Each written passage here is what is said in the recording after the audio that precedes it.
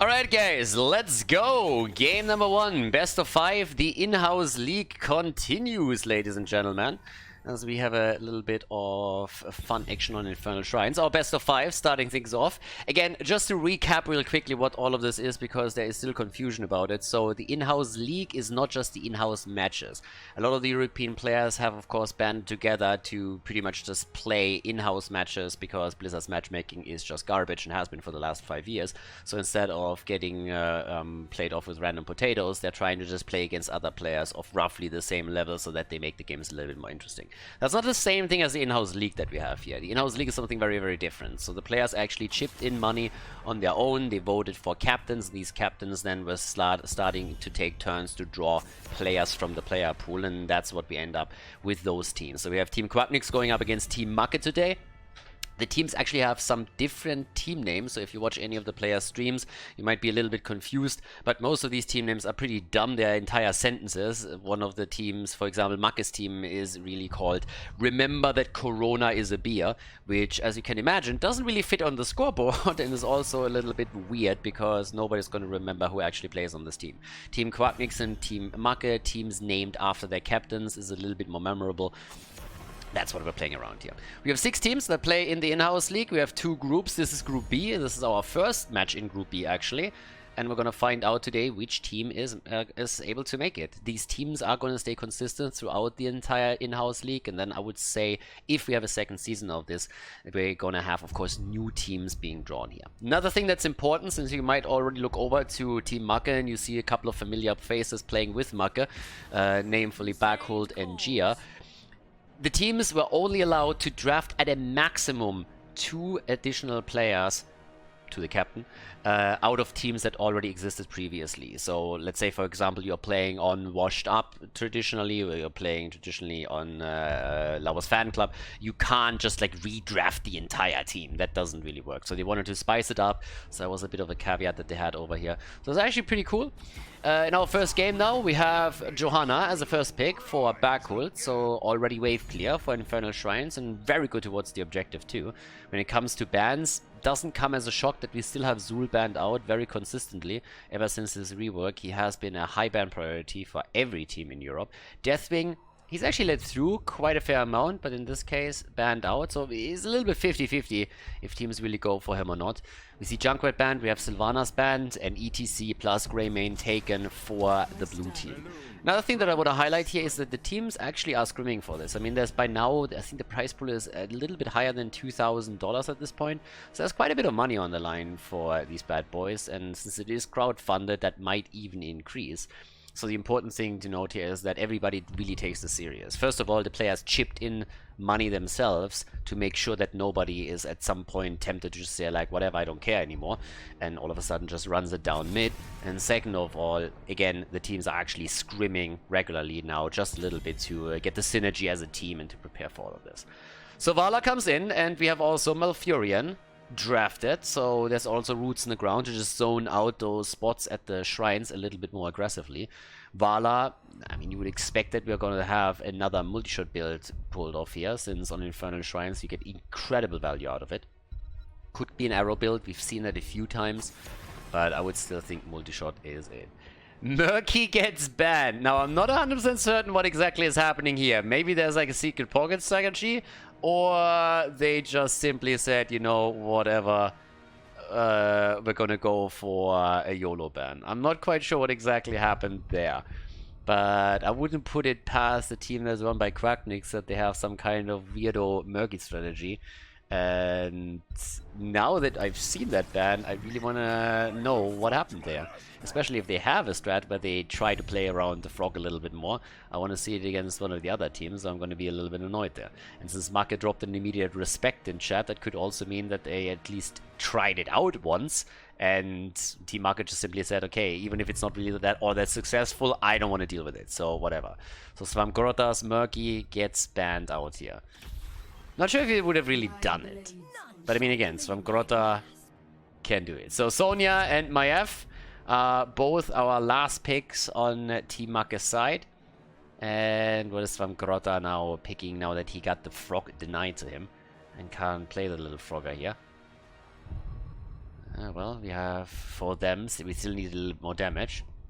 And that's also going to set the stage then for game number 1 in all of this. So with that, let's jump in. Game number 1, last pick for Swamp Grotta, and therefore Team Quack next. It's Sergeant Hammer. Okay, no German on the team, so the Swedes are now trying to emulate the Hasorp's plays. And let's see where this is going. Infernal Shrines, best of 5 series in the Inhouse League, Group B. Let's see which team takes map number 1. Game on! Infernal Shrines, our first map, Swamp Grotta on Sergeant Hammer for Team Quacknix, Yasu on Rega. Yeah, Hasu has his own team, he doesn't need to play with Team Quacknix. So Yasu on Rega, Abla on Blaze, Quacknix on Greymane, and Skog on ETC. Over to the right side of the map, Blade on Sonia for Team Makke. We have Burger on Johanna. We on Malfurion, Makke on Vala, and Gia on Maiev. Alright, let's go, boys. So, multi-shot build it is. Unless we have some weird arrow hybrid, and I'm pretty sure we can already say that's not gonna happen. Ah, the money picks. The money picks are riding into battle. That's exactly what we need to is war picks, actually. Also, for Skog, we have, in this case, actually him going for the block party instead of going for the prog rock. Nothing really too insane just yet in terms of setups that we have. Swamp Grotta over here, of course, on the hammer. Needs to now showcase if he can be as effective as what we're seeing from Hasu usually when he plays this with this BFG. Hasu had some insane games in the previous matches that his team played. I mean, these guys were just hitting BFGs left, right, and center all day long. So let's see if Swamp Grotta can follow up on that. With the level 1 talents, we also now have the new habits for Abla. Wants to get the unstoppable frames here for himself. Wave clear is looking pretty good, actually, on both sides. I mean, we have Greymane, Blaze, Rega with the lightning shields. A lot of good tools for Team Quacknix. And Team Makke, of course, has quite a few nice heroes here as well to take those shrines. Especially when we're talking about the spin to win Sonia. When we're talking about Condemn on Jojo, and of course Vala with the multi-shot that we expect to be locked in at this point. So definitely a nice lineup, some that can actually be really, really powerful on those shrines. But yeah, in-house league is actually awesome. I like it. It's a lot of fun. You have those semi-random teams, and it's just pretty cool to see how those players mesh together, what kind of strategies they come up with, and who is actually able to establish himself up at the top of the food chain. Especially in Group A, for example, we have some really interesting scenarios now where we could even end up with a full 3-way tie. So that's a possibility over there, and would make for a pretty spicy situation. So far we don't really have a kill yet, as expected. Makke obviously heading straight into his multi-shot setup here. We have camps taken all the way up to the top. That's where Vala is doing her thing. And at the same time, the top lane still has our 1 versus 1 setup. The aggression at the bottom of the map, that's a different story though. Yeah, that's where Team Quacknix is already starting to be aggressive.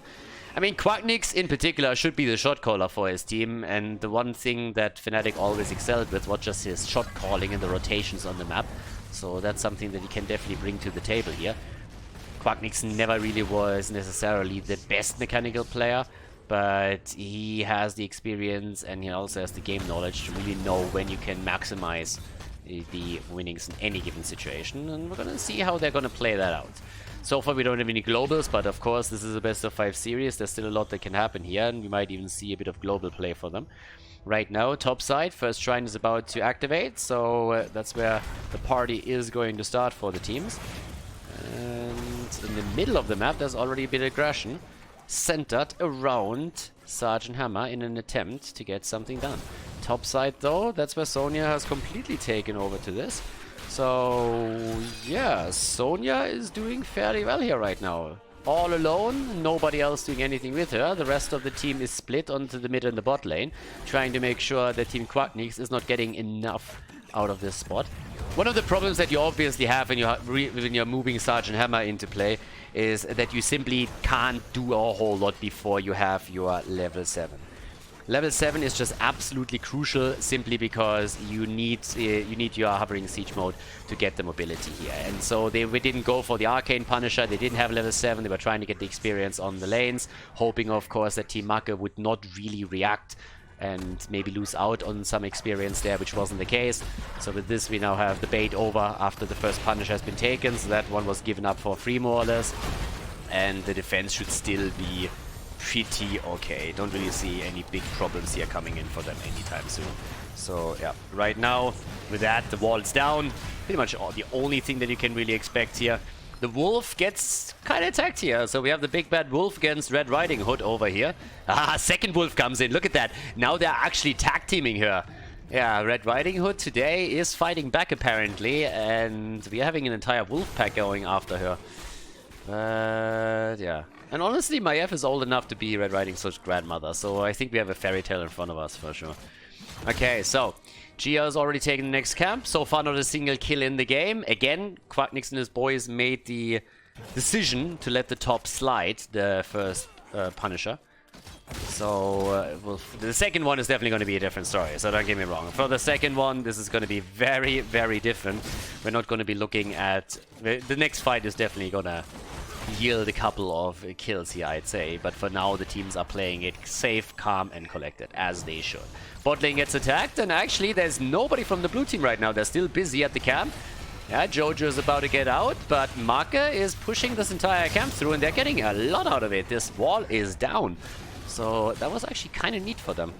That was a really good result of that bot lane push. The wall is pretty much eliminated completely. The tower's still there, but that's only a matter of time until that one falls too. Talking about falling. Nice root on the ground, and ETC is first blood.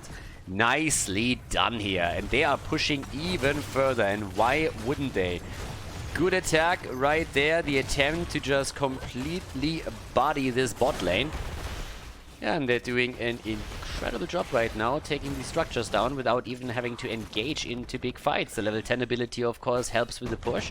So having the early heroic ability gave them the power they needed. Bloodlust is back in. Yeah, we're seeing that a lot right now. Bloodlust all over the place. Down to the bottom of the map, it seems like this entire fort might even fall. Yep. That thing is... Yeah, okay. For just a second, I was like, please. Come on, guys. Bloodlust. Oh, the movement speed. And they go for backhold.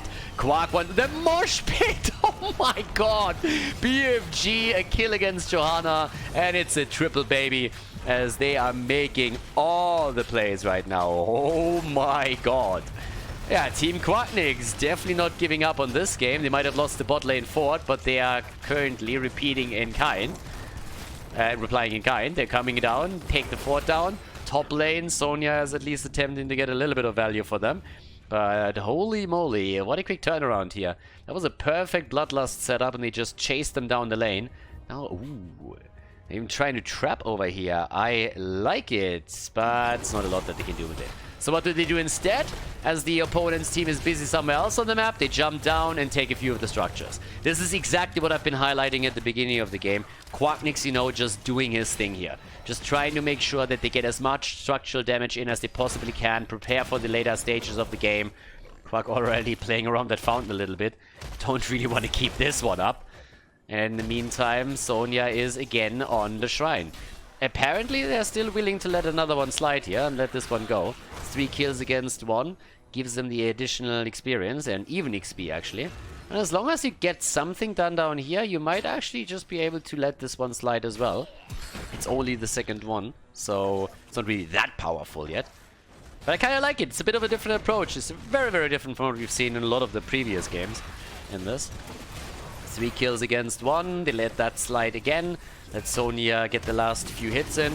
And now over here towards the top, as you can tell, we have the rotation towards the camp.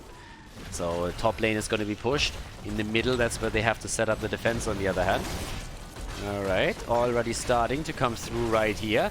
And yes, they are starting to go for it right now. So let's see, there comes the attack. BFG is already out. And they're still... Oh, Jojo is down. Still fighting for it. I mean, even the Punisher is still doing his work. But regardless of that, at this point, Jojo down. 4 kills against 1. That's going to be easy defense. Fort still takes some serious damage, don't get me wrong. But still enough that they can work around with over here. Top side, they're chasing even more. They're going for Sonya. Blade goes down. And Quack and his boys are really chasing them just all over the place right now. I mean, I gotta say, that is a pretty nasty setup now. They've done work at the bottom of the map. They've now gone for this. I gotta admit, this is looking really good. Much better than expected it too. Yeah, but Quacknix, they're rotating around. They have lost 2 objectives, but they don't give a shit because they are still ahead. 5 kills against 1. They're ahead in experience 2. This is a really solid setup now for them as we're heading into the mid and late game. Now, the bottom of the map is getting pushed. There's a catapult. There's also the camp that they still have, so someone needs to deal with all of this. But the situation is still a very, very solid one for them right now. So let's see what they can actually pull off here. When they get level 16 talent for the next objective, for example, that would be great. They could even establish a bigger lead. A little bit more passive at this point. When you look over towards the damage output, it's not really all that high. I mean, Sergeant Hammer is sitting at only 21,000. Vala is sitting at 11k. There weren't really a lot of fights over the objective. So that's one of the main reasons why the damage output on both sides is pretty low at this point. I think that's going to change once that we have more 5 versus 5 engages, but Quacknix and his boys have more so rotated around the opponent and really try to find some value on the lanes, and they did incredibly well with this. Okay, so top side, Quack already jumping out as well. And let's have a little bit of a look over here in the middle right now and see what they can actually do with this. At that point, there's the BFG and the mosh attempt again. The interrupt here as Vala comes in with her old bunker, saves the day, and with level 16, there is just nothing that Team Makke wants to really do to force that fight or prolong it. And now that we have level 16 in the hands, that also gives us Giant Killer. There's 1 fort remaining on the red team side, 2 on the blue team side. Next objective is going to spawn at the bottom of the map. And keep in mind that this has actually already been damaged, so they've been doing well there. And let's go. So, already sitting down at the bottom. There's another 39 seconds until that camp comes up. Talking about camps, there's not really a lot to take. I mean, you have the earlier level 16 talent, but what exactly are you going to do with it? There's very little on the map that can be claimed. Now we have 5 kills against 1 still, but 16 on both sides. This camp gets taken. They're taking position at the bottom, trying to go for... Yeah, Makke, and Gia has 0 chance. Crisp rotations. That's exactly the shot calling that we expect from Quacknix. 1 rotation after another, getting these isolated kills. And that's, of course, a huge problem now, because the Shrine is now starting to activate, and that means that the blue team should be able to walk away with an absolutely uncontested Punisher. So, really, really nice setup here. Yeah, you gotta give some kudos to these boys. They're doing this incredibly well right now. And it makes for a very, very frustrating experience for Team Makke, I'd say. I know that I'd be frustrated if I was in their shoes. Over here already, a little bit of an attack as they're trying to go for Burger. Bloodlust has been used for it too. Movement speed increase helps them to chase her down. And that's another killing. Guys, that's a staggered death. Maiev just came back and now they're losing another 2. Maiev just came back onto the map and they are losing another 2 hero. And that's the worst thing in Heroes of the Storm that can happen to you if you just keep staggering deaths the entire time. And that's of course a big opportunity to just simply push straight through the middle a little bit, the bottom a little bit more aggressive, just as the Punisher comes in. Really nice setup now for the blue team. Yeah, and they are starting to do some serious work here. Trying to aim, of course, for the keep at this point. And, I mean, the wall is already open, so 1 good power slide. And you have another target. Blade is getting attacked. Quacknix wants the kill. And him and Yasuo are chasing Sonya away. But now the keep is completely exposed. There's even the minion wave pushing in. Abla is there on his blaze. He rode it in 2. And this one is down. Can they go for more? Can they go for game? They're trying to go for Johanna again. But they can't quite lock her down. Here comes Blade though. Maybe they can control him. Bunker's on the ground. Keep is gone. Swamgrotta still firing away. And they're retreating. The call has been made. Rotation away from the hotspot.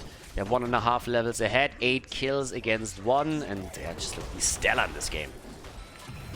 Absolutely stellar. So now 26,000 damage for Vala, 34,000 for Greymane. Sergeant Hammer on 32k.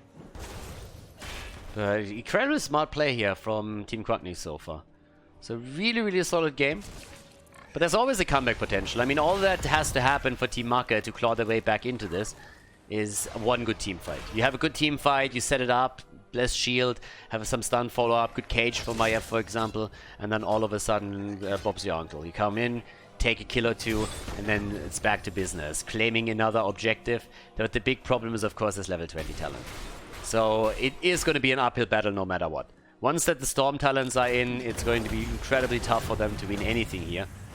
And that's what they now need to try and somehow pull off. If they can get an isolated kill somewhere, trap someone, that would be great. Gladiator's washout is in, as we have the level 20 upgrade for Bloodlust. So duration and range have now been increased too. The fortified bunker is in. The ultra capacitors are also taken. And together with that, we have Hunter's Blunderbuss and ETC straight up with his blink. Alright, so push through the middle, capitalizing on the Storm talents, exactly what they need to do here. Have the camp as well, can escort it in, try and break the wall down. Next objective, spawns topside though, not in the middle. Off we go. Yes, there's the hits, and one tower is down. Second one is about to fall. Okay, a little bit more oil spill from Blaze as well. Greenpeace would not be happy with it. Yeah, I mean, honestly, that tank is leaking. He is leaking. Oh, is that an ABFG? Narrowly missing over here. It reminds me a little bit of a couple of Hansa arrows that we've watched during Division S North America. But that was a bit of a YOLO shot here from Swangrota. Hansa wouldn't have done that. There is no German efficiency in this BFG. This was not efficient. So yeah, with that, off we go. Okay, come on boys, there's a lockdown. They're still trying to get it. Half a level is missing for the Storm Talons, so that's a problem. And with that, I mean, that keep is pretty much gone, alright. He has siege tactics too, so even if he gets tethered, that shouldn't be an issue. Can always jump out of it. But really, really smart play here again. So off we go. There's the hit, and that's the second keep down. And now have fun fighting for the top shrine, because your bot lane is pushing against you, the mid lane is pushing against you. Time is definitely not in your favor, and your opponent is also going to get a lead simply to the fact that the red team still has to soak enough experience to get their level 20. So things are not really looking all that great right now for them. It's a pretty dire situation that they're in, and coming back from this point, I mean, oh boy. Good luck with that. It's not going to be easy at all. So, off we go. There's a setup again as they're trying to make their way into the shrine, but it's clearly under control of the blue team. Blade snuck in a little bit deeper, but has to move out as well. Bot lane is pushing, mid lane is pushing. That's two catapults at the bottom of the map, with the third one coming in. Gladiators wash out. There's the BFG, this time a bit better. Blessed Shield to stop the onslaught. ETC is nearly down, but so is Malfurion. And Gia dies too. It's a triple kill, ladies. And now it's just cleanup time. Yeah, the zoning mosh pit. He likes to party. Nobody parties like ETC. He doesn't need anybody around. He doesn't need any friends. He's practicing social distancing right here. And now we're moving straight through the middle of the map towards the core with the bot lane. 3 catapults coming in too. And that is very likely going to be it. I mean, Johanna is still alive. For how much longer though? Burger is already sitting here. It's like, I don't want to die. And the indestructible gets procced as the core falls. And Jojo falls too. And this is game number 1. Team Quacknix taking the lead in the best of 5 series here at the In-House League Group B. GG. Well played.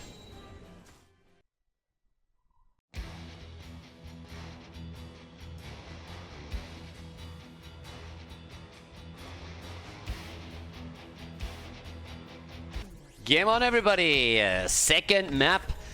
The lead goes to Team Quacknix, as the old Fnatic captain has apparently learned nothing when it comes to shot calling. They rotated quickly around the map, did a fantastic job there, getting some isolation kills and then even follow-up kills for staggered deaths against Team Makke. So the red team never really got a foot down on this map. But now we're heading into map number 2. It's Volskaya Foundry. The first ban is, of course, the anti-Makke ban. They're banning out Mephisto. It's pretty much a respect ban against him, since Makke loves to play as Mephisto on this map, and with pretty high impact too, so there's that. Jumpcat is still banned out. There comes the ban against Chromie. I would assume that Zul is now getting banned. And no, it's ETC. Zul, Deathwing, all open. Ana is up. I mean, whew, it's gonna get spicy here. It's gonna get really spicy. Yeah, let's have a bit of a look. Okay, Reyna as the first pick right away. This is Jimmy. The sheriff is in the house. And this is gonna be wild. This is gonna be a wild one right now. There's the Zul pick. Yeah, Quack's team let Zul slide. They didn't want him. Okay. And let's see where we're gonna go from here on out. I'm a little bit intrigued over this draft already. Okay, here comes the Tyrael pick. Tyrael Zul for Makke's team. I mean, Jimmy obviously is incredibly powerful these days, especially with the Exterminator setup that has been buffed significantly. Players are using that a lot to burn anything down here, starting from lanes to objectives to mercenary camps. But let's see how they're following up with this. Garrosh and Zarya. Okay, Garrosh and Zarya.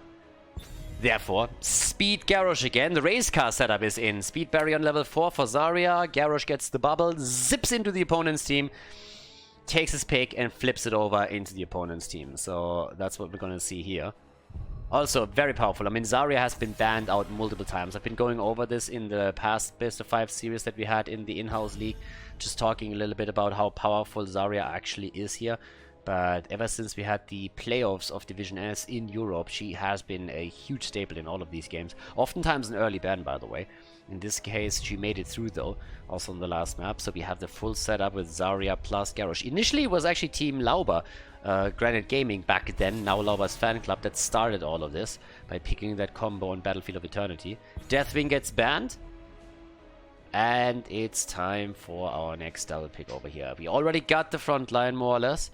Now, it's likely that they're going to play a triple front line with the setup that they have. But let's see what Makke is going to lock in. And also the support is, of course, still interesting, since supports haven't really been targeted yet. We have the shield from Zarya. Rhaegar has been banned, but outside of that, nothing made an experience. There it is. Li Ming and Ana. Okay, so the nano-boosted Li Ming is going to come in. Yeah, Rhaegar banned. No bloodlust in this case. But what Quack and his boys gonna get now? I'm a bit curious to see what the support is actually gonna be for them now. Do they just go standard, or is there something? The entire time I'm honestly just waiting for like Quack to play like a Lucio setup, and this is not gonna be it. But like a Lucio setup, just like rotate around on the map even further.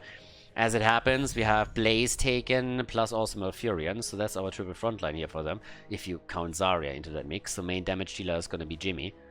But on the other hand, Team Makke, since they want to win this one, I mean, again, you need to start your comeback right here. Falling behind 0-2 is incredibly difficult to come back from. Even though, granted, during the Division S playoffs in Europe, we've seen multiple reverse sweeps, which was a fantastic tournament. It was insane. Seriously, it was such a good tournament. And there's Thrall. Okay, so Thrall comes in.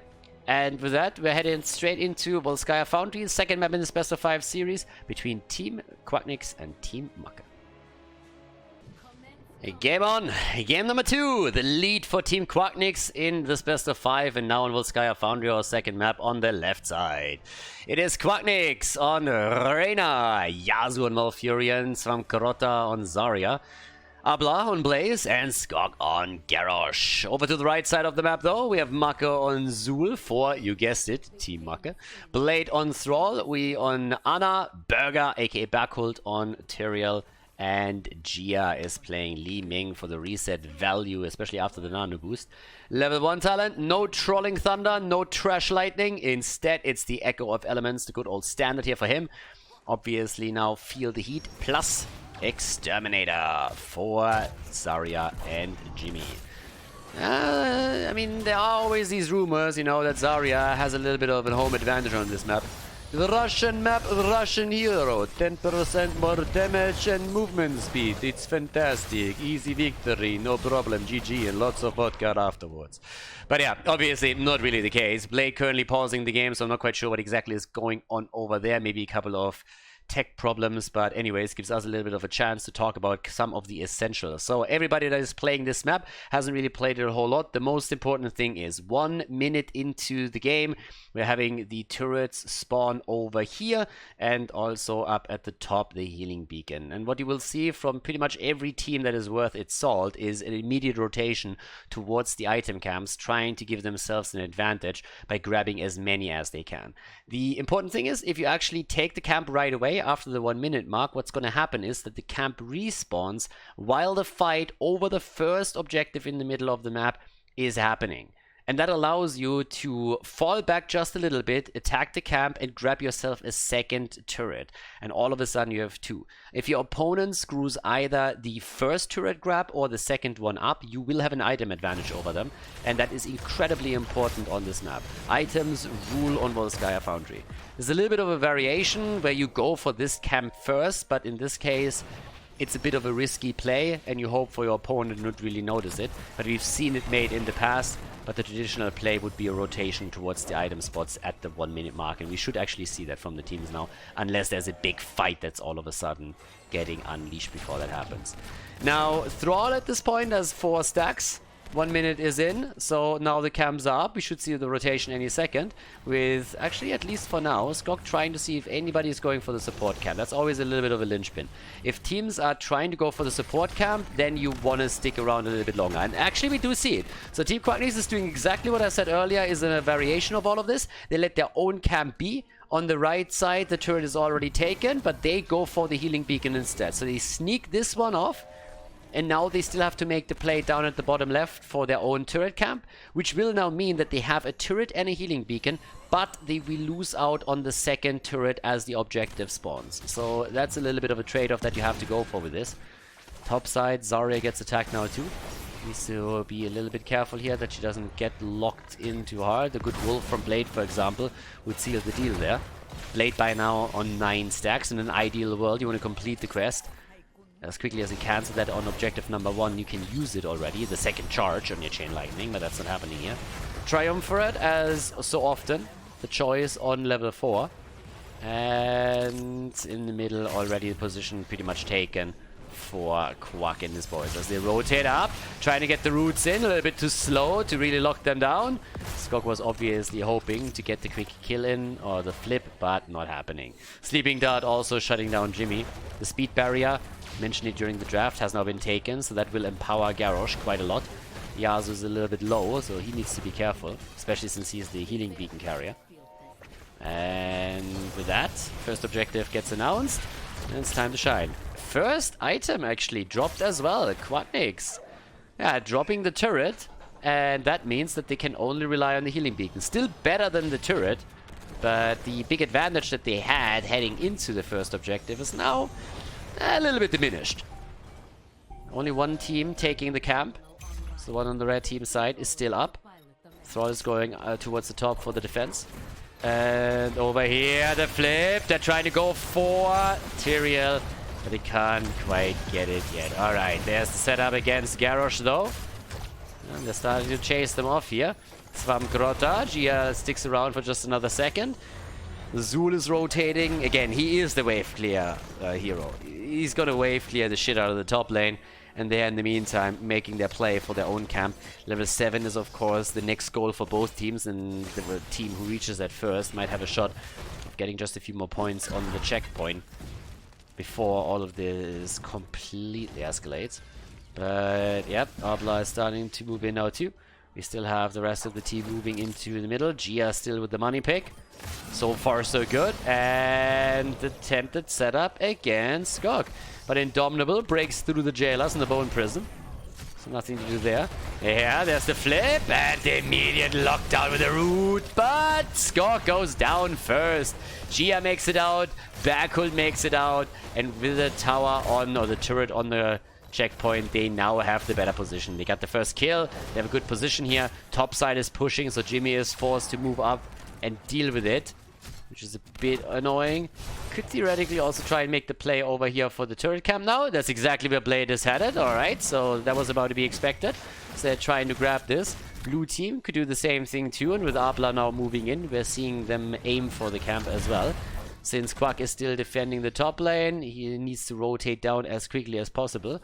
Goes for the not so safe path here, but since they had a bit of vision already, they knew that there wasn't really too much that could lock him down here. So with this now, we have another little setup with another flip into the fight. Uh-oh, Blaze, the save! Jesus! Skog with an insane flip over here, saving his teammate, but everybody's low.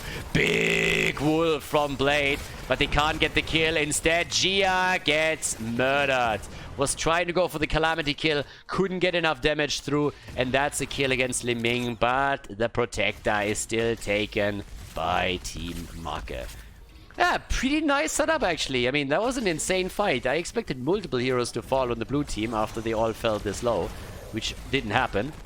Now Quacknix is trying to turn that Protector to rubble, since he of course has that extra damage. But they want to go for that top fountain, and so far it seems like they're not going to only break through the wall, but take the fountain down too. At the bottom of the map is a bit more of a commitment towards Makke himself on Zul. That didn't really do anything. Fountain is down, that's all that you want to accomplish to prepare for objective number 2. Take the fountain down, destroy that fallback option for your opponent. And right now with 2 kills against 1, still the attempt to take a bit more damage in, especially since the minion wave is now moving in too. Talk to the hand, baby. Quack is getting pushed back here right away, mushed into the back. But now with level 10 on both sides. We got Twilight Dream in, the Expulsion Zone, Skeletal Mages, and it's party time. Experience is still pretty much identical. But the top lane, that's a different story. That's a different story for sure right now. Okay, so what are we gonna get? Over here comes the attack. Talent setup. By the way, full quest completion on Jailers. We also have the Truggle's Essence in now. Still the fight, and here's the Earthquake. The Thrall flank. They're trying to go for the healing beacon. They're about to grab it. The problem is they lose too. Zarya down. That's the end of Garrosh. Malfurion has also died. Nano boosted Liming. Yeah, Gia literally boosted here as he comes in for more and more reset value. And they take pretty much everybody down with the exception of Reyna. And now they can go for the top fort without any problems. Talking Jimmy, Blaze got away. Blaze got away the firebait. Fuel Rush on level 7, by the way. Alright, it's a little bit of a different... I mean, we've seen it once or twice, but not really the standard talent on Jimmy right now. Bot lane, that's where we have still our little fight between Zul and Blaze. And so far, Zul is winning this one pretty hard. I mean, again, the hero is banned for a reason. So with 76,000 siege damage, you can already tell that this is just an insane amount of siege damage compared to what Blaze brings to the table, or any other hero for that matter. In addition to that, 18,000 hero damage isn't too shabby either. Okay, Sleeping Dart welcomes them as they're moving in here. Gotta be careful now. Blue team wants to fight this before level 13 is in, but they can't really make too much happen yet. They're hoping to lock someone in, but didn't quite work out that way. So we have 5 kills against 2, and Team Makke is starting to make their plays. I mean, again, top side is also getting pressured. Only a single catapult. 8 minutes in, it's not going to be a problem, don't get me wrong. It's too early in the game for Winions. Those appear a bit later.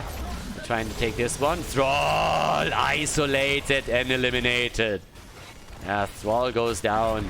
Hashtag not my war chief. What the hell?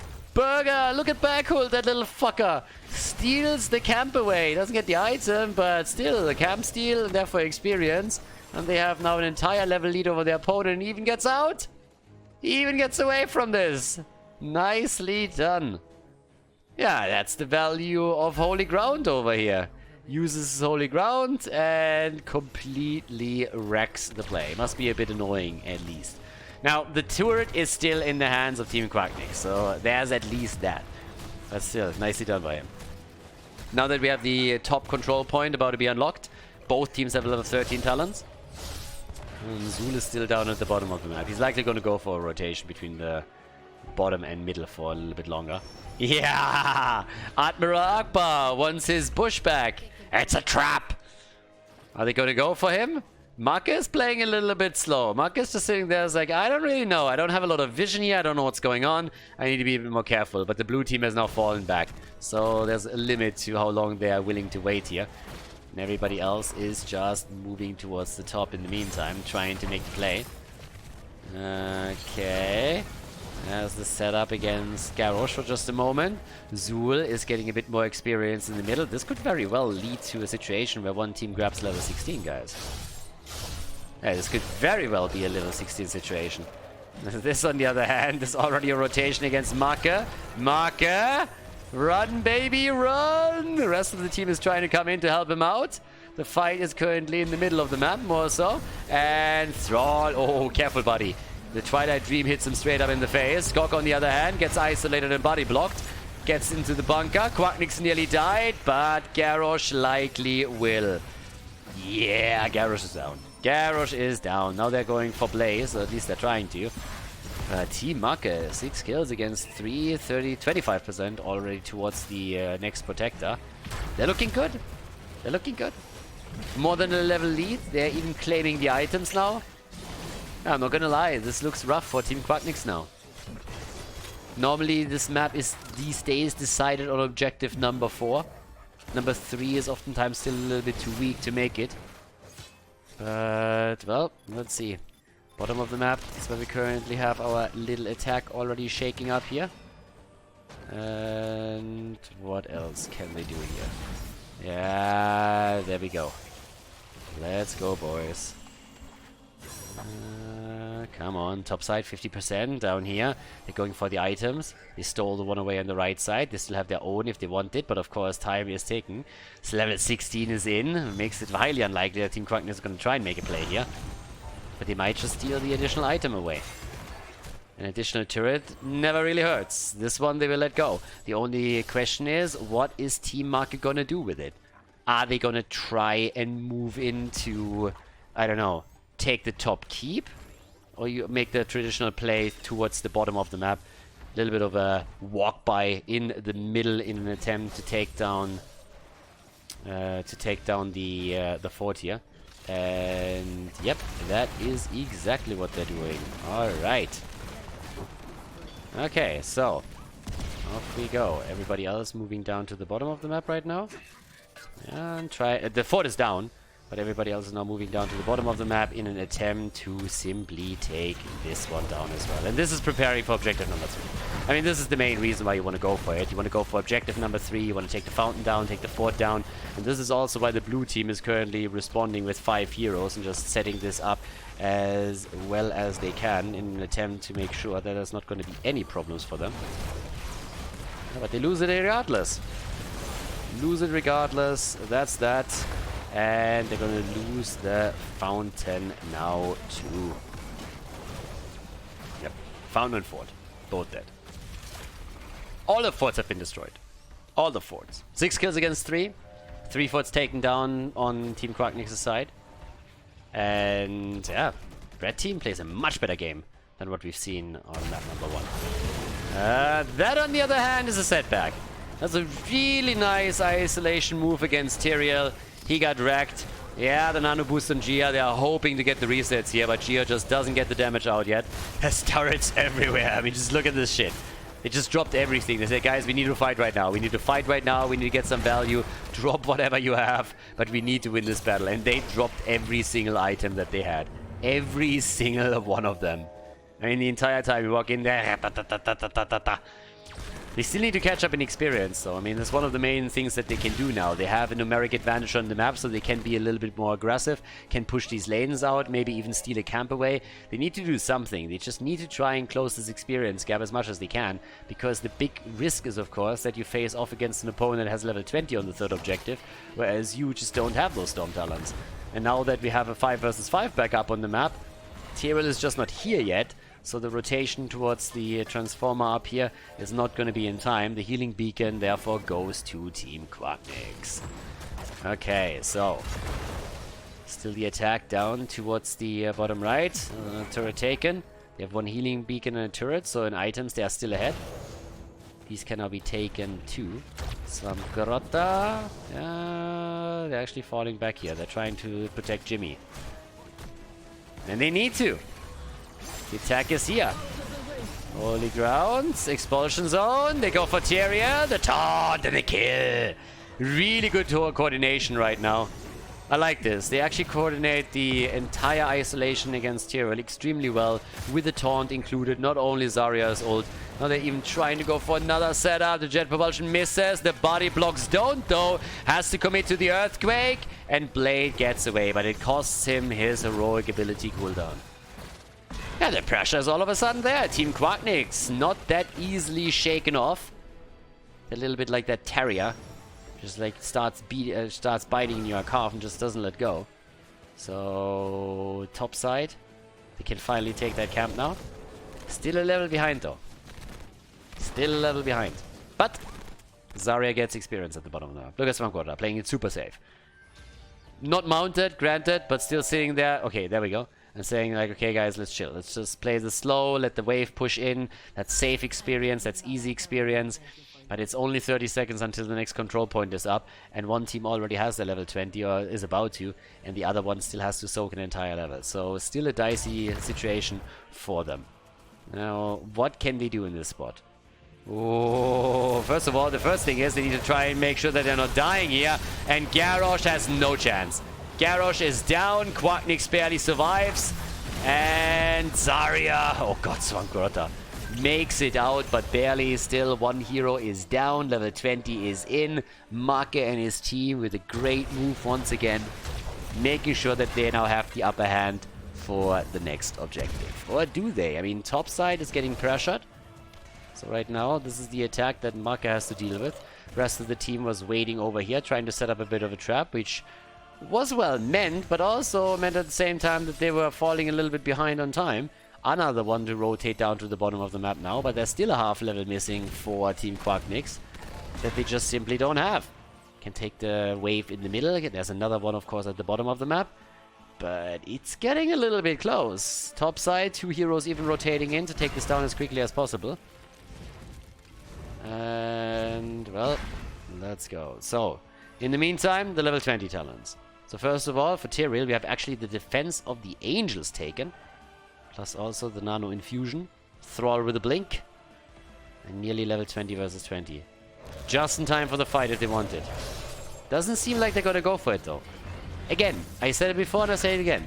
On this map, these days it's Punisher number 4, Protector number 4 that usually delivers the blow. The third one might net you a keep, but oftentimes it can't end the game. Unless you get, of course, kills with it. So now there's 20 versus 20, so they have the Storm Talents for the defense. It's not necessarily going to be an easy one, and the keep might still fall. But the core should be okay as long as they don't lose heroes right now. So that's a little caveat that we always have to throw out there. Blaze and Ana haven't died yet. But here comes the poke. Opening up the wall at the side. And yeah, they need to poke against it a little bit more. They need to burn it down as quickly as they can. So far it's a patient play from Team Makke. They of course hope to get a lot out of this one. Alright, there's the attack in. And again, that keep is very likely to fall. The only question is how much more can you get? And right now, with the minions being burned down this quickly, the question is always, can they even get the keep? Barrakult is waiting for the setup. Tries to go for Zarya, and they can't get her. Zarya still alive. Now they're going for Tyrael. He gets attacked, has the Sanctification out already. They try for Thrall, but the wall is open. They flip back into the fight, but he blinks out with his 20. Protector completely abandoned at this point. The fight's still ongoing. Nice save on Blaze. Even the Repulsion can't take him down, and they are still pushing. The keep is gone, but the rest of the team is still alive and kicking. Nobody died, nobody can go for the core. As expected, Punisher number 3 is not going to be the one that ends the game here. No. 17 seconds, not enough. 25%, not enough. So they're rotating away from it. And slowly but steadily establish themselves now a better position on the bottom of the map. The problem for Team Quacknix is that they didn't take any structures down yet. None. None whatsoever. Big problem for them now, considering that what they of course try to achieve here is a force protector that they can win. But in order to make that happen, they have to also ensure that those lanes are not going to push against their core or against the remaining keeps. 5 kills against 7, level 22, level 20. So we are getting into win-win territory now. We're nearly 20 minutes into this game, which means that if you actually start losing out on some of these situations, aka if you start losing out on the next objective, for example, then you're going to lose the game as well. So the only chance that Team Quacknix has is to win the next objective. And the good thing for Makke and his boys is simply they can play it slow. They can play it incredibly slow. Because the more time they let pass, the more these catapults are pushing against the core. And as I said, it's winning territory. These bastards are starting to hurt, and they're going to hurt a lot. So the rotation is still in. Down to the bottom of the map, as both teams are eager to get themselves a few items before the big fight starts. And top side, there's the push out.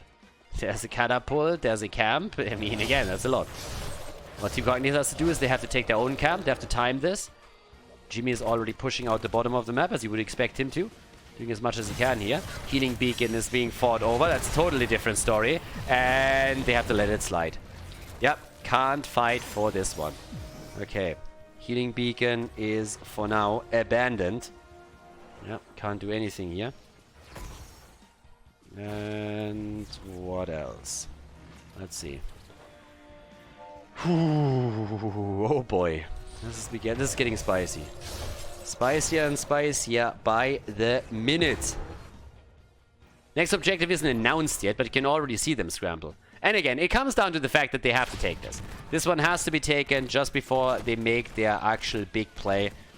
That's the most important part right now. Save the top lane through it. And that's exactly what we're going to see here from them. So yeah, save the top lane. Make the play over there. Same time now, Zul is pushing this out. His wave clear again, it's insane. Just look at the numbers. 234,000 on the siege damage. 234,000. I mean, holy moly. It's absolutely nuts. Blaze has 162,000, which isn't really bad, but it just doesn't compare. Okay, so with that, the objective gets announced. And bot lane is a problem. Oh, the Twilight Dream. Where's the Sanct when you need it? Sanctification. There it is. Whoop, there it is. And that could be a kill. Makke tries to go in. Backhold in trouble. Skork is locked down by the Bone Prison. And he's dead. Garrosh down, and all of a sudden the hopes and dreams of Team Quacknix seem to crumble. Bot lane is an issue. 2 catapults already pushing in, and now that the checkpoint is up, the team is moving in for it. Nicely done so far. Yeah, this is an issue. This is a big issue right now. Not quite sure if they can do anything here. I mean, they are going to try, but it won't be easy. I can already tell you that much. 28 seconds until Garrosh is back, and you just don't have that time. And the problem with this Protector is just simply, this one is strong enough to end the game. With the third one, it's always a little bit of a mixed bag. Not necessarily the best option. Now they're stealing the items away too, so they're actually increasing their chances with every single move that they make here. And yeah, this is a little bit crazy right now. So our setup is already happening. 5 against 8 kills, but I think they're gonna let this one slide, aren't they? I mean, it looks like it, doesn't it? It looks like they're gonna let the Protector slide right now, and oh boy, that is a defense that I really don't envy them. That position. No. This is the, I mean, again, that Protector hurts. I've never seen a 5th Protector actually end the game. Actually, I think I've seen one now. Did we have one the other day? I think we did. Anyways, it doesn't really happen a whole lot, and that's the reason, because that bad boy on the 4th objective is already doing just monstrous work. That's a kill against Zarya, and they can dance around it all day long, but they are not going to be able to stop this bad boy. This guy is just way too strong. Seriously, I mean, already on the core, dropping the shields here, the fight is still happening, but Team Quacknix is scrambling, and the Protector is just going straight in for the main structure, and that's the tie in this series, ladies and gentlemen. Big victory now for Team Makke after losing game number 1. Here we go, the tie in the series. Nicely done by Team Makke as they go into game number 3 on a 1-1 score.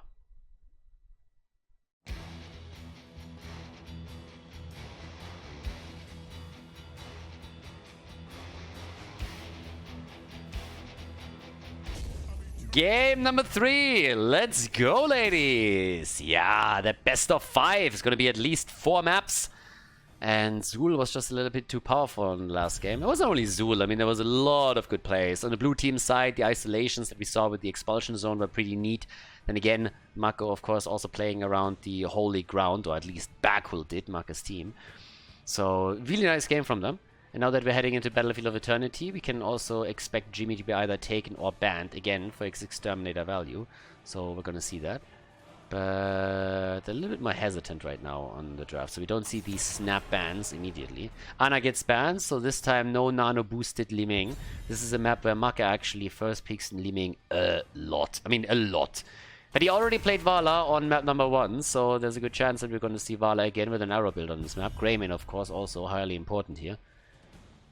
And with the ETC being banned, I mean, I'm hyped for this. This is a good series. So far, the in-house league has been an absolute pleasure. And it's been a lot of fun. You can really tell the players are heavily invested too. And it's kind of cool to just see them with more randomized teams, you know, just like trying to see, okay, what can we pull off with this? There's the Garrosh ban. I kind of expected Zarya to be banned out, if I'm blunt, because Garrosh is, of course, also quite powerful, but Zarya has made such a huge splash in the European scene, and especially in Battlefield of Eternity, that it's not only Garrosh that is great with her, so she could still be picked over here. Jimmy gets banned. Jimmy banned out. No exterminator in game number 3. But the Greyman pick. Quack Nix again on the bit bad wolf. Whereas for the opponent, what do we get here? Okay. Liming for Makke. Still, actually Gia in this case. He might still swap around, of course. And Tyrael again. Backward with Tyrael once more. Yeah. And now on the blue team. Svamgora's hero in particular is actually something that interests me quite a bit. He's always a little bit the X factor. He played a lot of Alarak on this map, just to name one. So that's one hero that he can definitely play. On other maps, they even banned out Junkrat because of Svamgrota. Okay, Karazim is already in. So we have Karazim and we have Diablo for our third game in this best of 5. Yeah, kind of neat. I kind of like it. So far, so good. What is Makke gonna do? What are they gonna pick now? I mean, they're already... bans. Sorry, we're looking at the bans now first. So, with bans coming in, the more important question, Blaze, offlane, okay, but still. I kind of want to see if we're going to have some supports now targets. Since Ana has already been banned out, they went for Karazim. Could ban some of the supports here. Still, side lane can also be banned out if they want to make sure that there's not additional... I mean, who are you actually going to pick for the top lane? Zul gets banned. I was thinking for the offlane, Blades. Honestly, don't know. Other maps I would have said immediately Leo. But over here, I guess we'll find out. Let's go for the picks first. So, support is needed, offlane is needed, second damage healer. Arthurs! Okay, against Greyman, against Karazim. Not a bad hero. Has the slow. Again, it's not a hard counter. Get rid of this hard counter idea in Heroes of the Storm. But Arthur's actually a really good pick for this because it actually adds a little bit more. You have a lockdown with it, Thrall can follow up on it, here's one too, and you also slow down the order of attacks of Karazim and Greyman a little bit. That actually helps during those team fights, at least to a small extent. So with Thrall in, that's already a heavy front line, good lockdowns. Liming can capitalize on those with the quick combo. That's always nice. And what else? What do we get? Medivh, nice! That's actually pretty sexy. So we get Medivh plus Malthael. Okay, I like it. Medivh, Malthael, and with that, the last pick for our support player on Team Makke's side. But yeah, this is some sweet plays that we currently have here. I like it. Leyline into Apocalypse. This is gonna happen over here with a bit of coordination. It's definitely a possibility. Battlefield, the final pick, Rhaegar. Okay, Rhaegar is in. And we're gonna jump into game number 3, Battlefield of Eternity, ladies and gentlemen.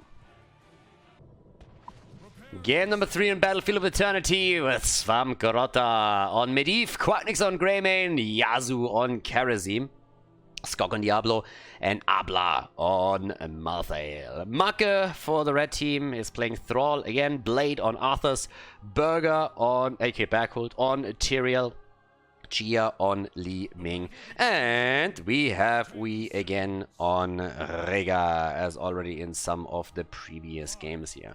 So far, so good. So let's see which team takes the lead in the series. Arthur's is the one who rotates to the top for the solo lane here. And the rest of the team is already focusing on the bottom of the map. But this is going to be the one. One of the teams is going to set themselves ahead. And I'm a little bit excited for this. No, pretty much the series has been reduced to a best of 3, right? After you have the initial 2 maps over and it's a tie, then you reduce the entire thing to a best of 3 more or less, and that's exactly what we're going to see here right now. Already the attempt to take Makke down. That was a really good effort, and they get the kill even. The mobility is there, and they can grab it, and indeed do so. Yeah, nicely done. Top side, Malthael, as the game continues, should actually have a pretty good stance against all of this. But yeah, with 1 kill against 0, a little bit of bot lane dominance. It's a very early kill though. The reason why I mentioned this is because if it happens after the 1 minute mark, it's likely that the team that takes the kill rotates straight away to the camp in an attempt to take that away. That didn't really happen here, so they can't really make a play around that just yet. But yeah, we'll find out how this is going to pan out now. Who takes which camp? Is someone rotating topside, for example? Over here, as you can tell, there's already the camp completely ignored. Topside is still a 1 versus 1. They have Yasuo now moving in with a bit of extra damage against Gia, actually going in deep, but he has Medivh on his team. So that's an easy setup since they have the portal and they got the shield. It's all that you need in this situation. The Medivh plays are always kind of fun. Honestly, Medivh in a game, he can, like, the game, like, you lose and win through Medivh. He's the linchpin in just so many setups that he can possibly play with. And that's what we're now seeing here as well. Medivh, if Strongholder gets his stacks together, is going to have a huge impact even on the damage. He needs to supply those portals. Needs to be very careful now himself, of course, too. Diablo still down, and that is the aggression of Team Makke. They counter kill after initially they lost Thrall. But the camp has still been claimed by Team Makke. So they actually moved in aggressively as they see them move for the bottom of the map, take the camp away from their opponent, and now back on track in this game. Good for them. Camps, both sides, are now about to be taken. We have the top right and the left side. Both of the Shaman camps claimed, just as the Immortal is about to spawn. Level 4 talents are in too. That's normally what we enter the first objective with. No big fights around the Storm talents, at around level 7 just yet. That's going to be a thing a little bit later in the game. But there's already a bit of a collapse planned apparently. Yeah, not so far. Down here with the portal, they're trying to make the play, but not yet. I mean, the portal is going to be helpful for a lot of things. First of all, you can portal onto the opponent's backline. You can also save a target, especially when Arthur can lock someone down, or maybe even Thrall, so it's always nice to have that shield and that portal available. Greymane and Karazim are already starting to get the damage dished out over here. That's also a pretty important setup right now. And the halftime show, who's going to take it? I mean, they're jumping to the top now in an attempt to take Blade down. He wanted to go back and take Malthael apart. That didn't quite work out, but his death at least gave his team enough time to go for the halftime show. They have at least that going for themselves. If it comes to a race now, then that would be a bit of an awkward picture, but instead the blue team is trying to go for another kill, and they're coming in, flying through the portal. Makke gets attacked, Makke is low, Greymane wants the kill, Quack nearly gets it, but instead they're focusing their attention on the little doggy. Our pocket Chihuahua is just barely able to rush out of harm's way. But the Immortal can't run, can't hide. The Immortal is in trouble. There's a bit of counter damage on the left side, but there's just no doubt who's going to win this one. Absolutely no doubt whatsoever. So, Team Makke walks away with the first objective. And have now the opportunity to push through the top, of course. So yeah, top lane push is going to come in next. Arthur's still rotating towards the bottom of the map for the additional experience. Also not really a shocker. I mean, nobody was really surprised by that move. In we go with level 7 talents. That gives them an even bigger lead. Calamity is now in, plus the Ancestral Wrath. Didn't even comment on level 1 talent just yet, but Thrall actually went into the Trolling Thunder. That talent, yes, you might have heard, is now actually a little bit useful. So after Blizzard buffed it, you have pretty much 3 choices on Arthurs now, on Thrall, depending on the map and the setup. Rhaegar again barely surviving as the team portaled on top of him, but now the blue team might be in trouble. They were hoping for the kill and they currently can't get it. And that's a counter kill against Kharazim instead, and they're losing Malthael too. 2 heroes down, the entire fort gone, and a third one eliminated. Oh boy, this is getting problematic quickly. Very, very quickly. 2 kills against 4. Oh god. Yeah, initially it started off well. I mean, after the first game where we had endless rotations from Quacknix's team, it looked pretty sweet, but now they lost game number 2, and on game number 3 they're in some trouble as well. Team Makke, they definitely woke up. Game number 1 was a bit of a wake-up call. Now they're just sitting there saying like, alright, we're not gonna lose this one. The good thing, the good news, Svamkora is done. He has his level 1 talent or his baseline talent completed. So that's actually really, really good for him. He's not gonna end up in that rhythm where you just can't complete it anymore, where you just like die because you have to save other heroes. Level 10 is always a game changer, so it could flip here. And they lost the top fort, but in experience, it's not really a massive deal yet. Now, that's gonna change if they lose more ground as the game continues, but at least for the time being, it is fine. So the big question is just simply, can they somehow take the next objective? What's happening around level 10? Because, as I said, there is a small lead in experience and it shouldn't really matter too much. It's all a question of whether or not the blue team is able to get level 10, at least for the halftime show. Because the early heroic abilities will at least give Team Makke a first shot towards the Immortal. So Skorg is waiting for the next mini wave to come in. Abla is dealing with it up at top. They're trying to go for their camp too, so that gives them a little bit more. They are close. They are really close. But as you can tell, they are too quick. Question is also, will we see the ley line into Apocalypse? Are they going to go for the combo here? They're still trying to fight over here a little bit. There's some resistance at least. But here we have the level 10s now. Apocalypse and Leyline, 7-sided strike, and Tormented Souls are in. Halftime show has been lost. Not by a biggest of margin, a couple of 1,000 points, but still fine. And now it's just the question, can they set up the wombo? It is a pretty annoying wombo if you can properly set it up here. Sanctification can ruin a lot of these plays though. Oh, Blade forced into the army. Oh boy, he nearly died. That was a very aggressive portal setup from Team Quacknix. Really good one too.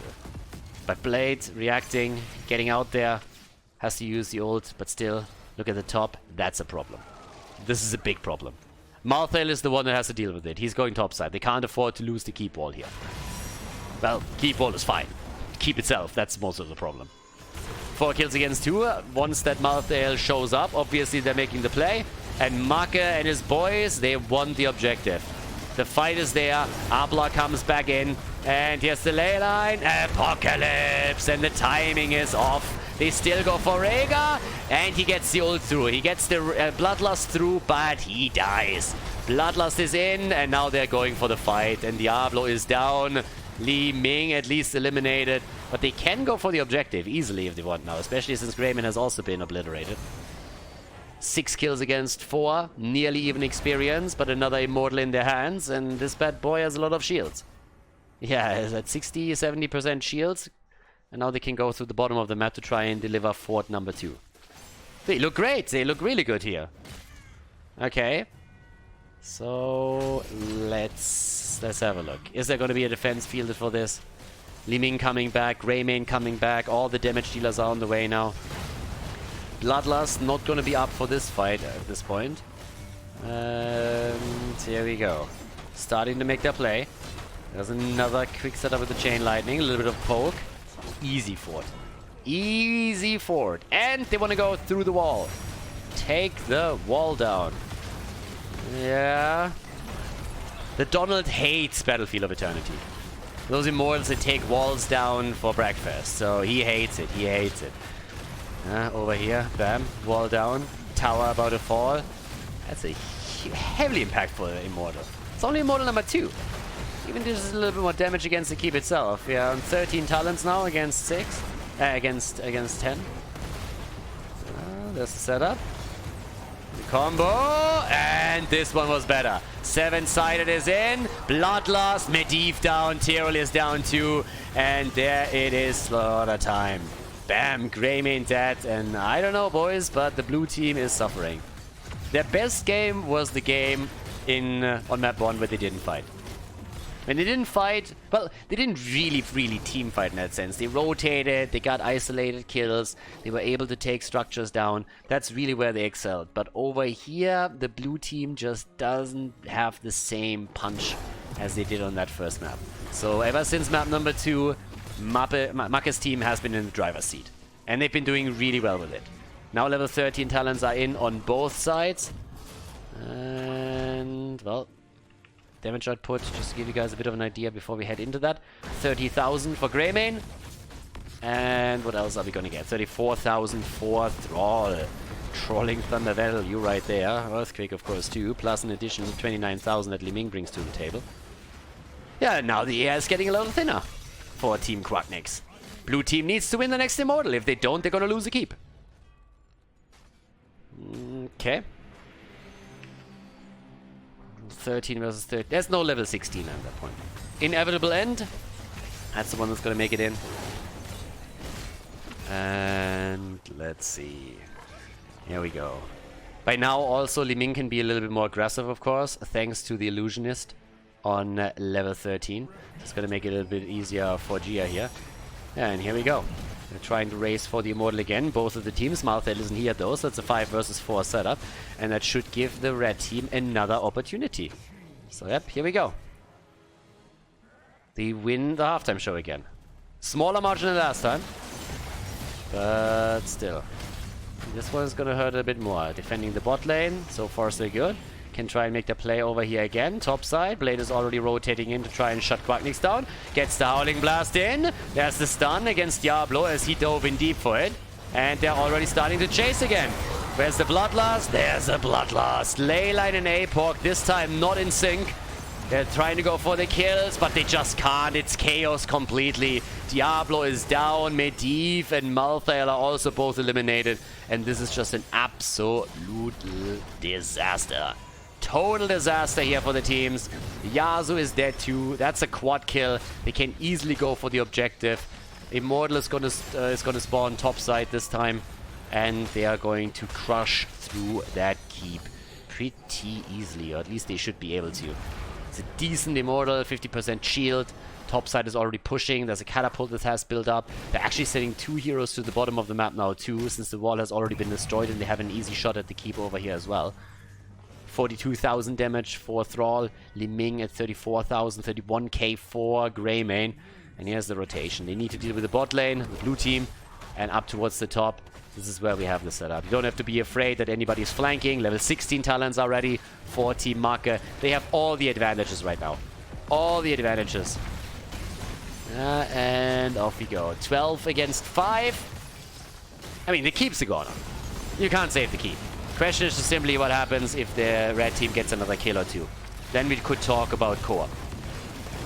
But the keep is definitely going to be an easy one. No, oh, the kill. Nice, good kill against Liming. Really good kill against Liming. But the fight isn't over just yet. The fight is actually still continuing, and they're trying to make the play. They have Bloodlust and they're going for it. They're going for the core, guys. They're just simply going for it.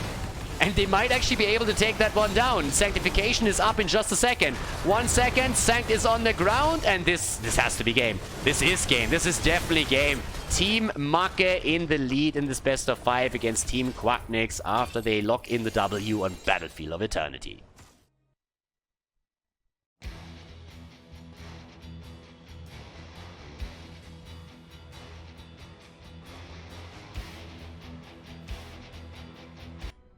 Game number 4.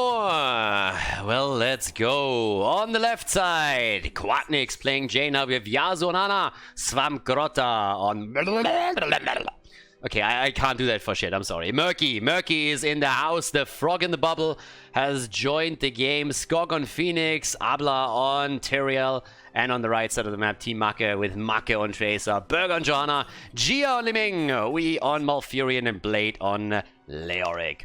Alright, apologies for everybody watching this on YouTube that we actually don't have the draft for game number 4. The reason is actually quite simple. We were in the middle of the draft and then the players kind of screwed it up a little bit. There was an accidental misclick. We didn't rehost the entire draft, and since everything got kind of screwed, at this point we just decided to not run the draft for the video on YouTube this time. If you actually watch on YouTube, it would be more than appreciated if you can drop a like on the channel. And also, since we're already going over all of this, little bit of self-advertisement right there. If you want to support the channel and you're eager to also have more projects in the future, then you should check out patreon.com/Khaldor. Would be really appreciated if you could have a look there. There's a couple of additional projects I would like to launch in the future, and if you want to support me in my work here, then that's the best way to do it. So patreon.com/Khaldor if you're interested.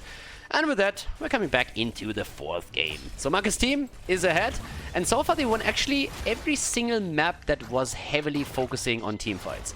And the first game was more so Quack and his boys trying to play around them, trying to go for the wave clear, trying to make their plays around, I mean, pretty much just rotations. And that's something that they could, in theory, try here as well. You might have actually seen that in game number 1 we had Makke banned out, and Makke actually gets played now. So this is one of those things where Grotta has played the hero quite a bit, and therefore it's more or less of a respect ban against him.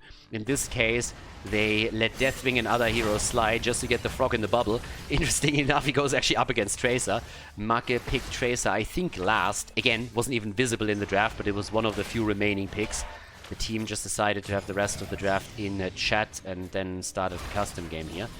And for everybody that's always wondering, why are they allowed to do this? Well, the reason is pretty simple. This is a player-hosted tournament, and all of the players and Heroes of the Storm on that level are pretty much quite friendly with each other. So, yeah, it was no problem. The team that had some issues immediately announced it. The team said, yeah, no problem, boys. Let's just pick it from here in chat. Totally fine. No problem with that whatsoever. So, level 4 is in, and after we got our initial talents, we now have, first of all, Dominance taken on Li Ming. Obviously, Triumvirate, the Orb talent on level 4 has been, by now, become incredibly common. But if you're playing on a map where you feel you get a lot of value out of Dominance and a lot of team fights, Calamity value too, then this is, of course, a decent pick as well. It's prime time, slime time for Makke, already turning in. 16 stacks over here, and oh, Malfurion, careful, my friend. He nearly goes down. Tons of wave clear, by the way, on both teams, but I would say especially on the side of the red team. Well, Tracer, she goes down. She's not one of the heroes that has a tons of wave clear here, but you look over to Jojo, you look towards especially Leo, and those two frontliners, of course, they are doing a work. Makke with a pufferfish, also quite fantastic. Depends a little bit on whether or not there's another hero around that attacks the pufferfish and focuses it down. So that's one of the big ones.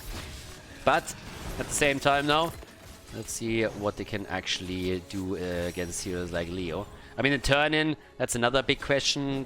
The big problem is really that if you have a lot of interrupts on the other side, it's definitely difficult to get those gems turned in. Then you have the flashlight, you have Li Ming with combos, Leo can ghost in, and of course there's also Malfurion for not only the root and broccoli. The fish is down, but also... Oh, and they're blocking from the gems. But they get picked up. That's another 5 that you just got here. Yeah. A frog in a bubble. 26 gems already turned in. 0 for the red team. That initial death against them, against Makke, hurt a little bit. Yeah, Tracer is always kind of nice one. I kind of want to see what exactly Makke picks on level 10 though, because if we actually see an Octograb against Tracer, that's going to be real funny. You only have Nature's Cure on the side of Malfurion, so there's no full-on cleanse or anything. Nature's Cure, on the other hand, can really help out in most situations quite nicely, as you can see right over here.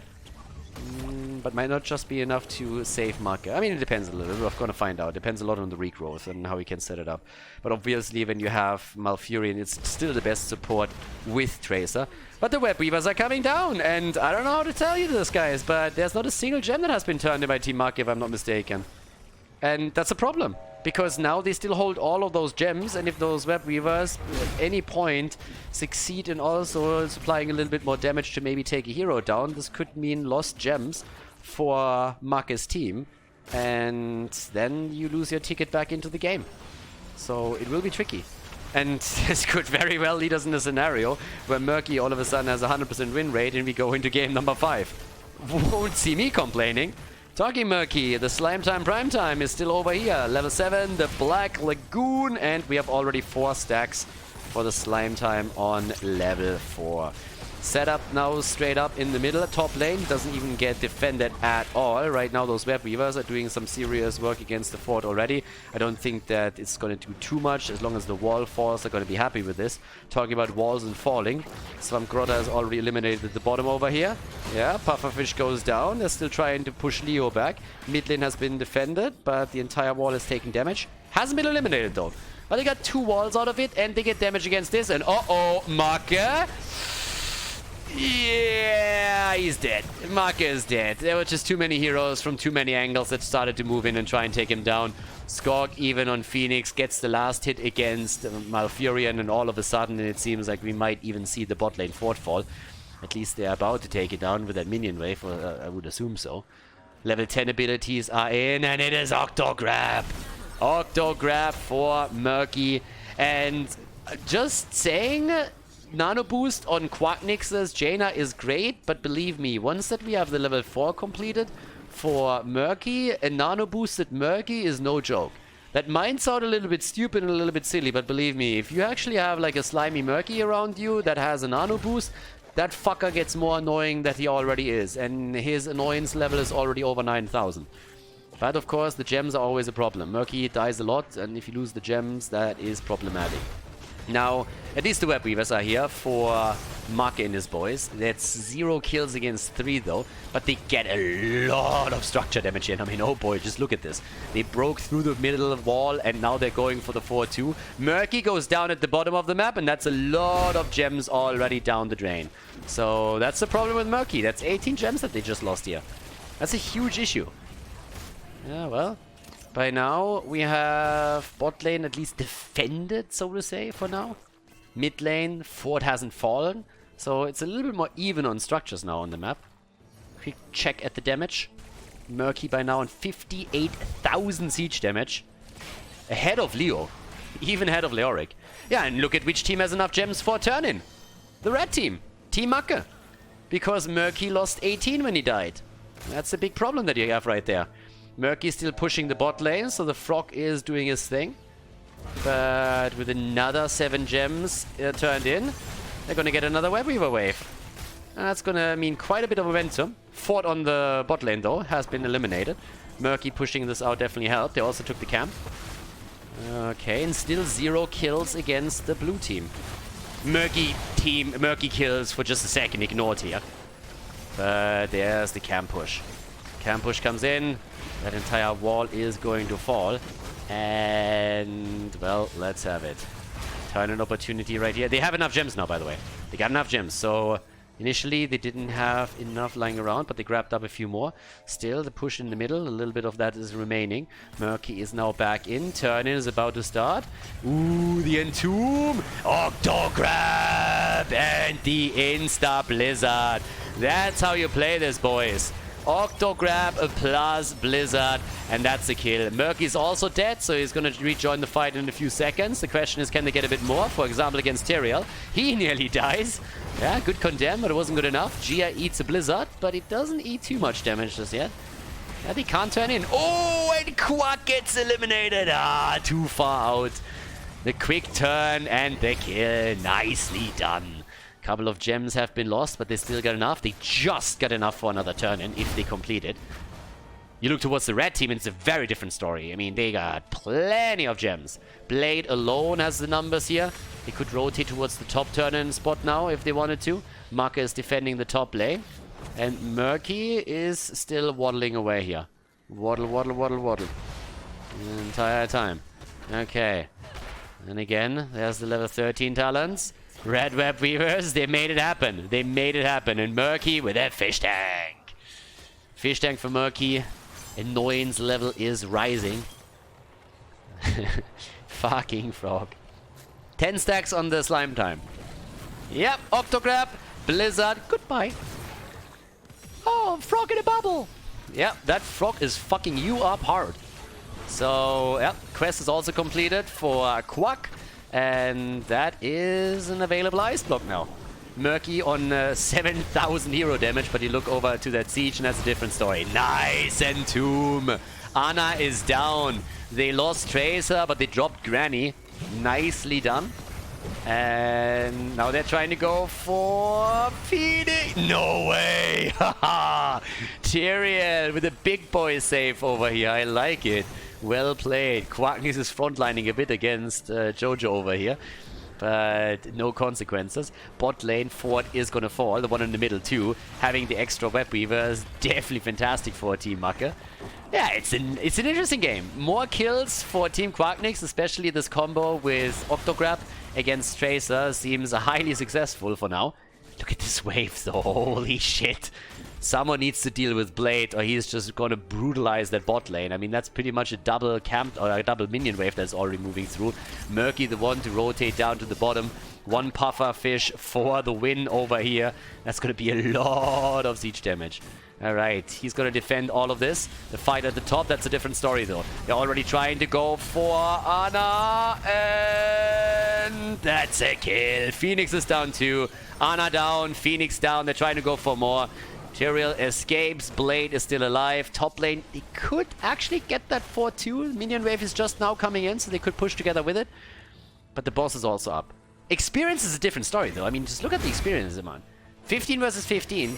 But thanks to the double kill, they can now easily make the play for boss, and that's exactly what they're doing over here. Yeah, Leo is moving away. Swamgrotta has turned in, so they are going to complete the turn-in. So pretty much what happens here, they are sacrificing their turn-in, the web weavers, for the boss defense. Boss is going to be taken. They know that. I mean, they don't even have to check. They know where they are. They know what's happening. And their web weaver wave is not going to do anything here. The main reason to turn in at this point is simply because you want to buy yourself some time to deal with the boss and to not lose too much here. And then if they can still rotate, they might be able to maybe take a fort down. But yeah, bot lane has to be a little more secured soon. But there's the defense top side. And Murky is currently at the bottom of the map. So they might even be able to hold the fort. Nah, not really. It's close though. So yeah, mid lane, easy defense. Web Weaver is already down. Bottom of the map, Leo's responding. Now at the top, they still got to be a little bit secure around it. 16 versus 16 talent, so it's still fairly even here. We got the toxic build-up for now. And yeah, we'll see how much he can get out of the slime time here as the late game approaches, because then Murky is gonna, well, nuisance factor is gonna rise, but also he can be quite powerful in those team fights if played correctly. The isolated kills were already great, and another Octograb against Tracer would very heavily seal the deal here for them. If that's how your team fights start, then you're in a good position. 60 gems for the red team. Yep, 60 gems for Team Makke. So an opportunity to turn in again. 25,000 damage now for Tracer, despite the fact that she died 4 times. Out of the 5 kills that we've seen from Team Quacknix, 4 were against Tracer. It's just that Octograb value. It's amazing. If you have Jaina behind you with a Blizzard, that's a kill right there. There's very little that they can do to save the target if that happens. I mean, they have a few tools, but still. Slightly inexperience. Turn-in attempt. Yeah, all of them are actually at it. And nobody is interrupting. That's a Web Weaver wave. Yep. The Web Weavers are gonna come in. And, well, bot lane, very heavily pushed out. It's gonna take a while until those attack. Over here, they're already trying to go for the kill against Murky, and that's 16 gems. Tyrael is trying to grab them. Tyrael is moving in, grabs them, and they go for Granny again. Granny gets attacked, but the Sanctification denies it, and Blade goes down. Even the Tranquility could not save him here. Now, he's obviously going to come back. Question is just simply how... Oh, full-on combo against Phoenix. Careful. Murky again about to fall. And Web Weavers, while the fight is raging on over here, Web Weavers are already starting to do the damage. Octograb! And the Moonfire against Murky. Yeah, this time it wasn't enough. Web Weavers in the mid lane, already getting defended. Top lane, different story though. Off we go. They need to try and push this. Bottom of the map, they're already starting to prepare the lane for the Web Weavers. Broccoli gets spawned, soaks up the tower shots as they're moving in. And the Web Weavers are about to arrive. The wall is already down. Top lane gets defended. Pretty much eliminated. 18 is in. They want to get at least one keep. And so far it seems like they can make that happen. The Web Weaver is underway. A double wave coming in together with it. Murky is down for the count. Ekka destroyed too. So Murky is completely broken. And that means that we have now no chance of getting a pufferfish in and taking this down, so the keep is eliminated. Yeah, keep is down, 18 versus 18. It's still close. I mean, again, this could easily end up with a 5th game between the two teams here. It was punch for punch. This is probably the most successful teamfight game that we've seen from Team Quack so far. Yeah, Makke on 11 stacks now for his level 4. 12 stacks for Broccoli. Malfurian's level 4 talent. Great series again. Inhouse League is incredible fun. I really like it. It's a really cool concept here. So Swamgotta, top side. Is now starting to come in too. Yeah, and bam. There's the hit. Choo-choo. And here we go. Wall in the middle is also destroyed. Look at the count in gems though. 60, 70 gems now. Swamgotta doesn't want to dive into deep. If Makke dives into deep, he gets octo-grabbed. Wants to prevent this. But it's the blue team that has an opportunity to get that ticket into the late game. Just get the turn in and try and get the experience so that you can draw even with your opponent. Because the early level 20 could be a game changer. Especially since one of those 20s is going to be the Buried Alive. And we all know what kind of an impact that has in any Heroes of the Storm game. Where people, outside of Plastic and Wood League, of course. Where people have a little bit of coordination. Our little Burger King over here still riding on the money pick. Riding in style. And trying to make his place there. Swamgotta is already sitting topside. Starting to rotate. Choo-choo. And everybody else now over here on the map. Okay, so let's go. Gia comes in. Okay, so they take the camp. Guess what? On the other side, you're soon going to see the same thing once they respawn. Has already been defended, so there's that. Already double checking the boss, and since Vision at the bot lane has been here, it's the same play again. Blue Web Beavers are going to descend, and this time it's the red team that let it happen, and they're going to take their own boss, or the boss topside with it. Over here, Leo, he knows what's coming. Both of them are on 20. Boss is going to be taken though. Yeah, boss is taken. But they go for Leo. He drops the Buried Alive, but he's about to go. Oh my god, they actually saved him. Oh! Nah, Blade goes down. Blade goes down. Blade is dead. Web Beavers are down. Boss is also marching through the map. 5 versus 4. 7 kills against 5. This is an opportunity. It's an opportunity for Team Quacknix to get some damage done. They go for the fight as the boss is pushing the top lane. And that boss, 17 minutes in, could do some severe damage to the keep.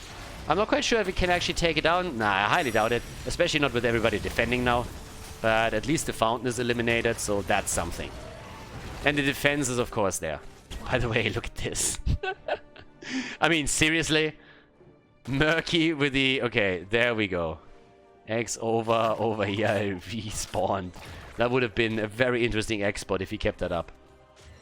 Alright. So, still a couple of Web Weavers topside. They want to get at least a fort. And they really need to. I mean, there's 2 forts still on the side of Team Makke. If they want to equalize the situation at any point in this game and then bring it to a 5th map, then they need to make a play there.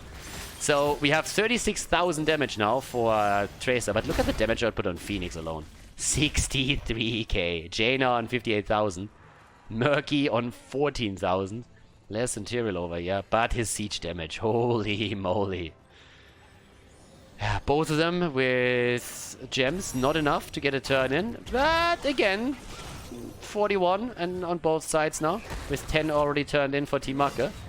And we're 19 minutes into this game. Yeah, they both know what's on the line here. This is the first game, the first best of 5 in Group B. Again, Group B, we still have Team Lauber in Group B. So for each group in this in-house league, 2 groups with 3 teams. And in Group B, the 3rd team is Team Lauber. Okay. Right now, let's go, boys. Blade is ready. Blade has the Entomb. He has the Buried Alive. Could try and use it. They're all moving around the top turn-in point. All trying to get that turn-in delivered. Let's go. Over here. Yeah. Not quite. They're getting so close here. Oh, here we go. Here we go. They're starting to jump in again. Leo the entire time just in Wraith form. Just trying to see if he can maybe pop out somewhere. Same is, of course, true also for Makke. With an Octograb against Tracer, that would be an easy delivery. There's the bomb and the 20 triggers. Here comes the 20 on Leo, though. They're homing in on Tyrael and the Sanctification.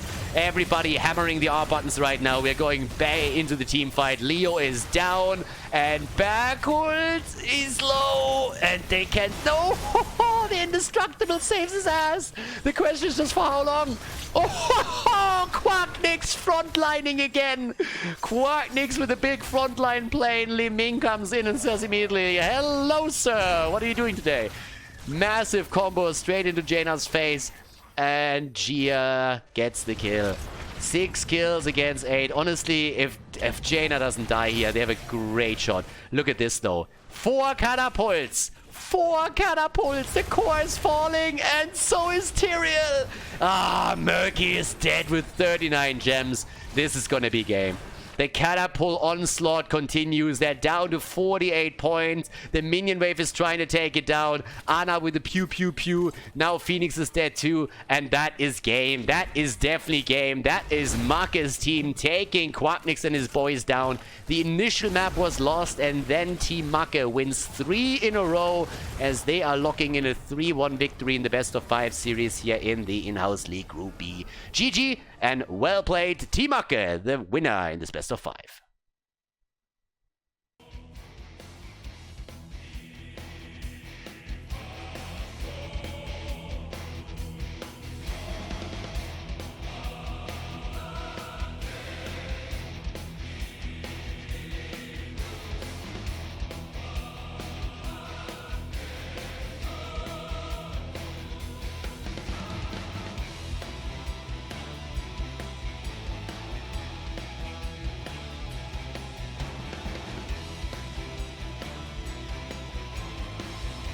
Thank you everybody for watching the video today. I hope that you enjoyed the show and the commentary.